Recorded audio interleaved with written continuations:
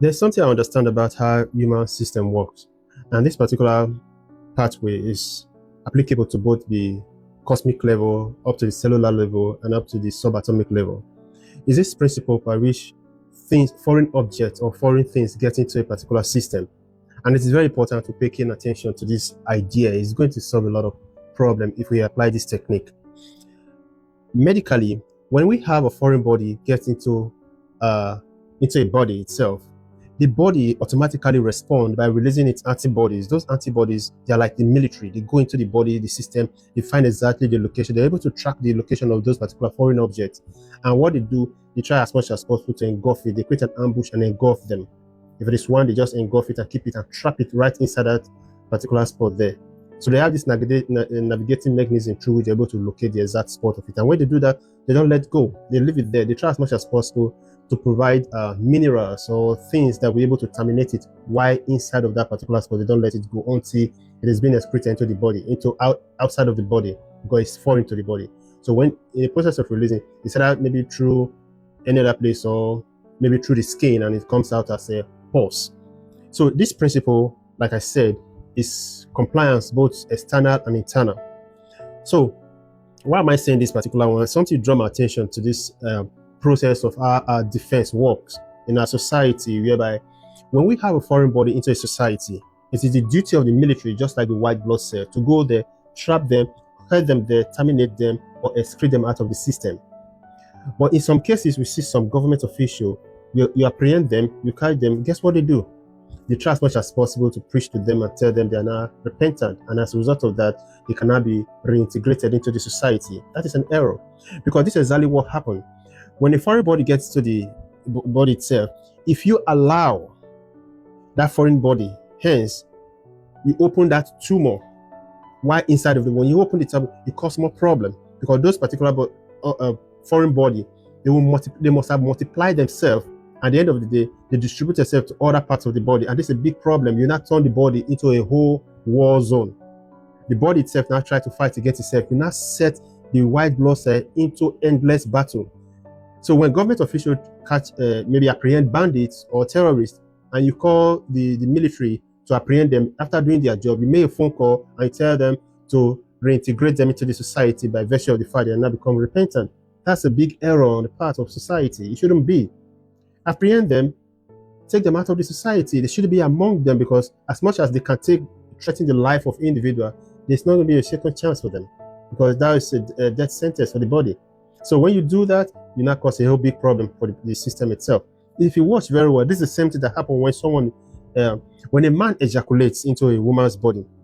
The first thing the woman's body does is to release their cells. They're able to fight against some of those sperm cells. They destroy some of them. Even if there's million, they destroy some of those sperm cells. There's the hardest one of those cells that goes up to the position of the egg. And even when it gets to the position of the egg is able to trap it through the process of maybe phagocytosis or so. When it traps the sperm cells inside that egg itself, the egg does not let go.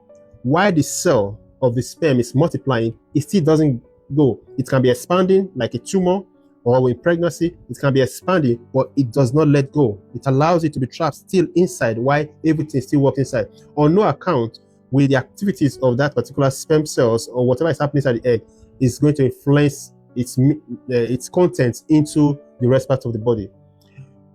Even though it's going to take 40 weeks, no matter the length it's going to take, it's still going to be head bound in that particular egg. And when it's done with that 40 weeks, guess what? It excretes it at the end of the day. So it still follows the same principle, though it has grown into a baby from a sperm cell, into a fetus, embryo, fetus, and a baby. At the end of the day, it brings it out through the vagina and it's excreted out. So the body, what it's doing is excreting a foreign body. The sperm cell is a foreign body in that womb of a woman. So it takes it out. So the same thing. On no account with a doctor with his right sense, we're going to, at the end of the day, want to see the content of what is happening in the egg itself. And when it pokes it, it brings a big problem to the system. This is exactly the medical monopoly discrepancy we're having today, whereby you see medical doctor, when they see a tumor, when foreign bodies get into the body, it traps it in there and it grows to become a tumor. Not that tumor is a bad thing. I don't think tumor is a bad thing. It's a way to tell you that your body is functioning properly, because you have foreign body in your system. How is it going to be terminated? It's going to the egg cell, your antibody is going to form a shield through the process of phagocytosis. The shield around it entraps it there to make sure nothing moves. It's been ambushed. It cannot let go. So even whatever is inside is growing, it's still going to be held back there. But guess what the doctors are doing? I don't know the kind of training that is. They take a fine needle, like they said, they pierce it through the tumor itself on the ground that they need to test the tissue of what is exactly inside. They test it, they put it inside, and they take some of it and go test. But they forget something. No matter how fine needle you use, immediately you poke the cell itself, the tumor. Immediately you poke the tumor. Guess what is it?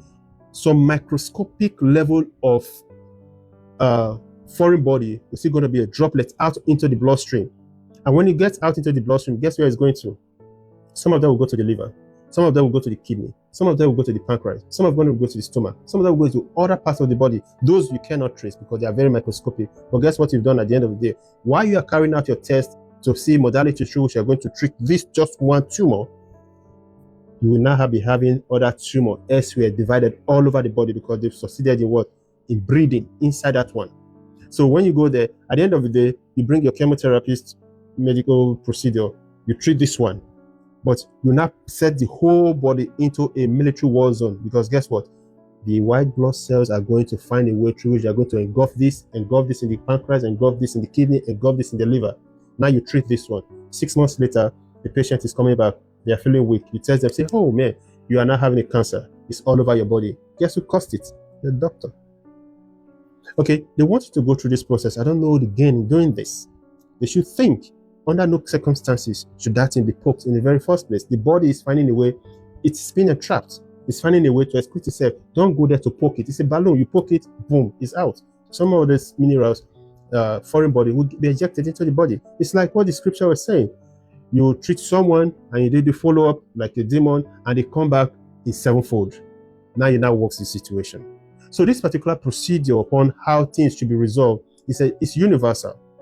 Especially it has to do with a foreign object, a foreign enemy getting to the body. Apply that one same rule. As within, so without. As above, so below. That principle of correspondence should be observed in any way or shape or form to try to secure a society. Bandits should be held accountable and should be eliminated from the system. The idea of rehabilitating them and reintegrating them into the society, their mindset is worked up into destruction. When you integrate them into the society, they contaminate other ones which are there, and the entire country or the system is now into a big military war zone.